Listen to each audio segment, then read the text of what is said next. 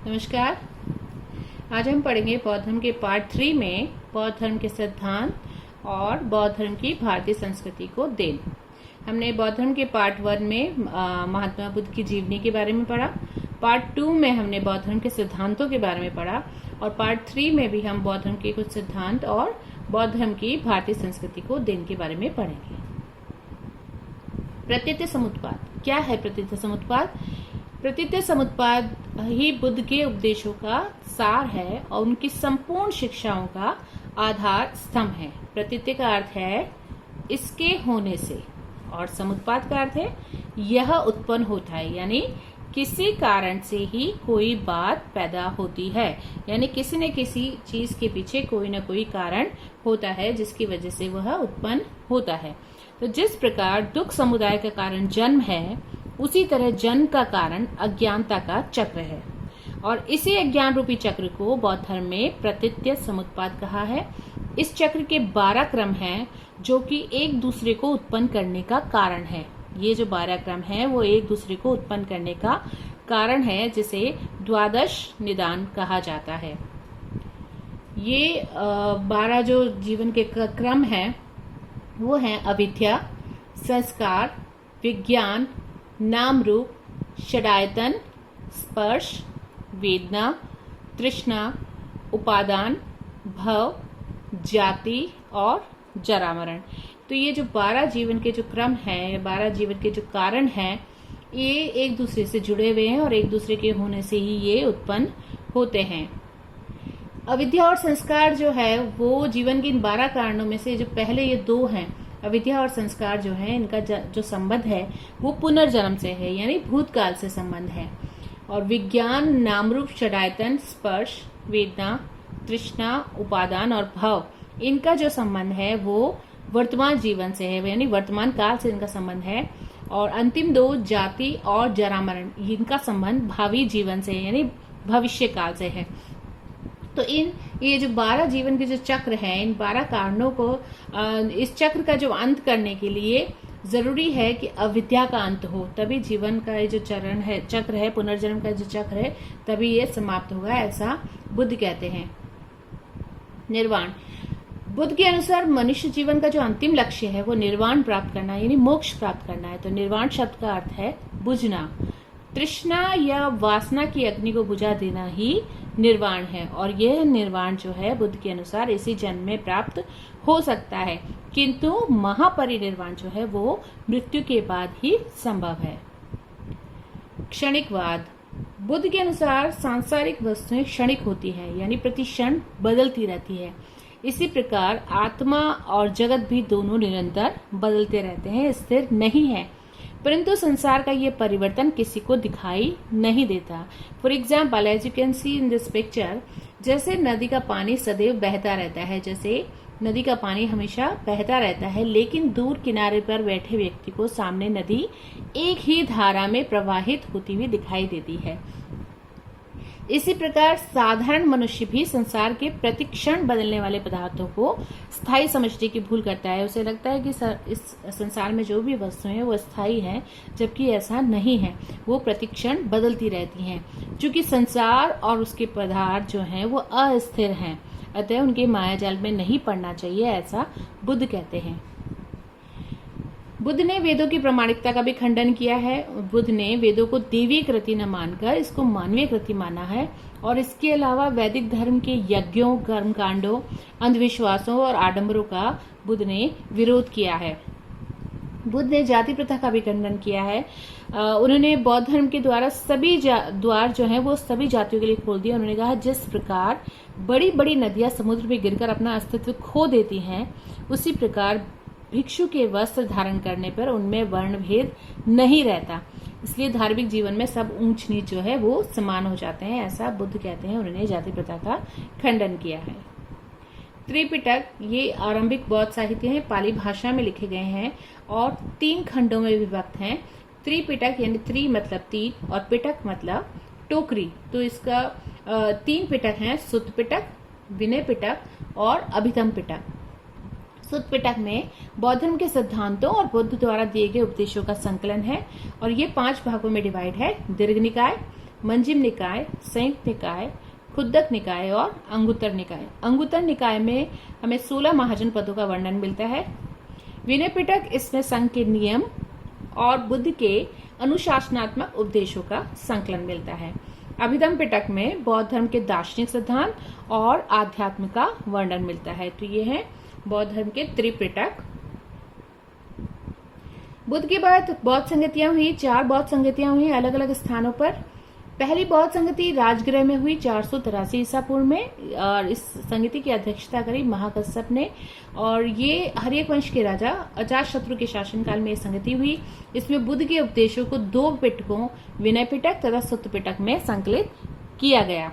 दूसरी बौद्ध संगति वैशाली में हुई 383 ईसा पूर्व में, और इसकी अध्यक्षता करी साबक मीर यानी सर्वकामिनी ने, और ये संगति शिशुनाग वंश के राजा कालाशोक के समय हुई, और इसका उद्देश्य है कि अनुशासन को लेकर मतभेद हो गया था, उसके समाधान के लिए बौद्ध धर्म स्थविर और महासांगिक 2 भागों में बंट गया। स्थविरों ने तो अपने पुराने नियमों को ही अपनाया, लेकिन महासांगिकों ने सुधार के साथ नए नियमों को अपनाया। तीसरी संगति पाटलिपुत्र में हुई 251 ईसा पूर्व में, और इसकी अध्यक्षता करी मोगलीपुत्र तिस ने, और ये संगति मौर्य वंश के राजा अशोक के समय हुई।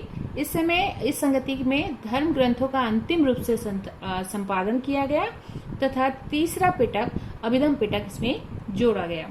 चौथी संगति कश्मीर के कुंडलवन में हुई ईसा की प्रथम शताब्दी में, अध्यक्षता करी वसुमित्र, और इस संगति के उपाध्यक्ष थे अश्वघोष। ये कुषाण वंश के राजा कनिष्क के समय हुई ये संगति, चौथी संगति, और इसका उद्देश्य था बौद्ध धर्म का 2 भागों में विभाजन हो गया था, हीनयान और महायान। तो ये चारों बौद्ध संगतियां हैं। इसके बारे में कई बार कंपटीशन एग्जाम में पूछा जाता है, त्रिपिटकों के बारे में पूछा जाता है, क्षणिकवाद के बारे में पूछा जाता है, तो आप इसका बिल्कुल अच्छे से अध्ययन करें। बौद्ध धर्म की भारतीय संस्कृति को क्या दे रही? पहली देन बौद्ध धर्म की प्रारंभिक काल में समाजवाद की अवधारणा की स्थापना करके धर्म अर्थव्यवस्था को व्यवस्थित स्वरूप प्रदान किया गया।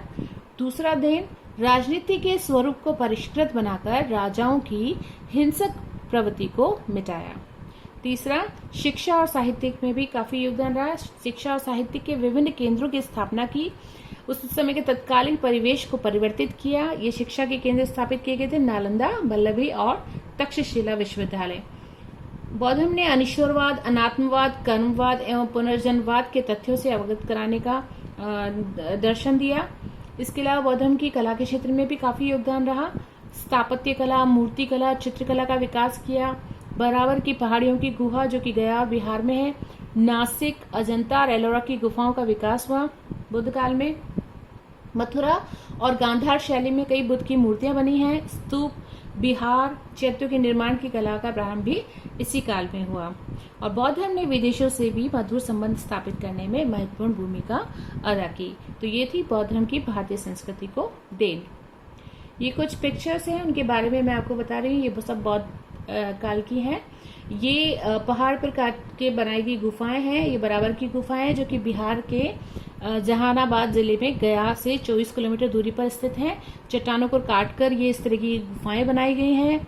ये जो गुफाएं मौर्य काल से संबंधित हैं, और इसमें ज्यादातर इन गुफाओं में अशोक के शिलालेखों को भी देखा जा सकता है। इसमें अशोक तथा ये दशरथ, उसके पुत्र दशरथ के काल की गुफाएं हैं। ये 2 गुफाएं हैं, दो जुड़वा पहाड़ी पर बनी हुई हैं। बराबर की गुफा, बराबर की पहाड़ी और नागार्जुनी पहाड़ी पर, ये 2 पहाड़ियों पर गुफाएं काट कर बनाई गई हैं। बराबर की पहाड़ी में 4 गुफाएं बनाई गई हैं और नागार्जुनी में 3 गुफाएं बनाई गई हैं। जो बराबर में ज्यादातर जो गुफाएं हैं वो 2 रूम्स की बनी है, 2 कक्षों की बनी है, जिन्हें पूरी तरह से ग्रेनाइट से तराश कर बनाया गया है। तो ये बाहर से इस तरीके से दिखती है, और ये जैसे इस तरह का ये गेट दिख रहा है, ये अंदर से इसका रूप इस तरीके से दिखता है बराबर की गुफा का। अजंता की गुफाएं, इसका लुक इस तरीके से दिखता है। ये महाराष्ट्र में स्थित है। लगभग इसमें 21 चट्टानों को काटकर ये बौद्ध स्मारक बनाया गया है। ये गुफाएं बनाई गई हैं। ये 2वीं शताब्दी ईसा पूर्व की है, और यहाँ बौद्ध धर्म से संबंधित चित्रण और शिल्पकारी के उत्कृष्ट नमूने मिले हैं। और ये जो गुफा है, अजंता की गुफा है, वो 1983 में यूनेस्को की विश्व धरोहर स्थल में सूची में शामिल है, जो अपने आप में बहुत महत्वपूर्ण है। एलोरा की गुफाएं ये औरंगाबाद महाराष्ट्र से 30 किलोमीटर की दूरी पर स्थित है। ये जो गुफाओं का निर्माण किया है राष्ट्रकूट वंश के शासकों द्वारा किया गया। और ये जो गुफाएं हैं, ये स्मारक के रूप में जो गुफाएं प्रसिद्ध हैं, ये भी यूनेस्को की सूची में, विश्व धरोहर सूची में शामिल है। यहाँ 34 गुफाएं हैं जो ये भी पहाड़ को काट कर बनाई गई हैं, और इसमें हिंदू, बौद्ध और जैन गुफा मंदिर हैं।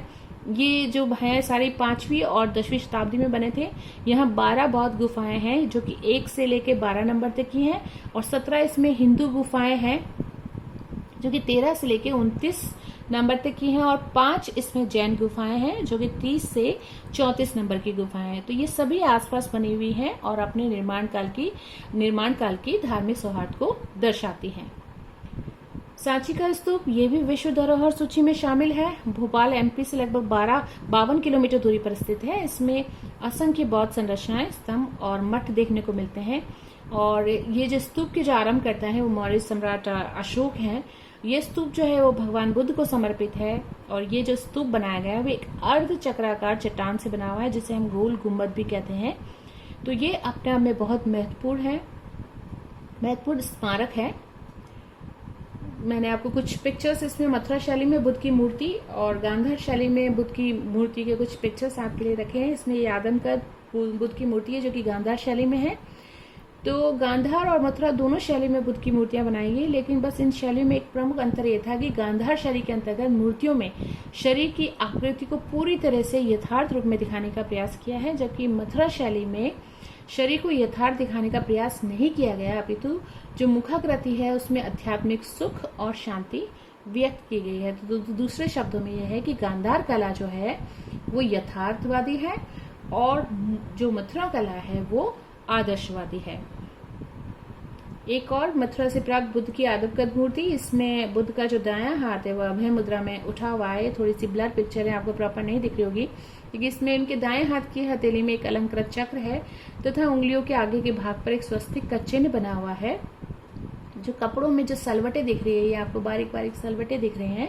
इन सलवटों का सूक्ष्मता से बहुत अंकन किया गया है। इसमें जो बुद्ध का मुख है, मुखमंडल जो है बहुत प्रभावी दिखाई देता है। पिक्चर तो काफी ब्लर है, लेकिन इसको जब साक्षात देते हैं तो इसी तरीके से इसका रूप देखने को मिलता है।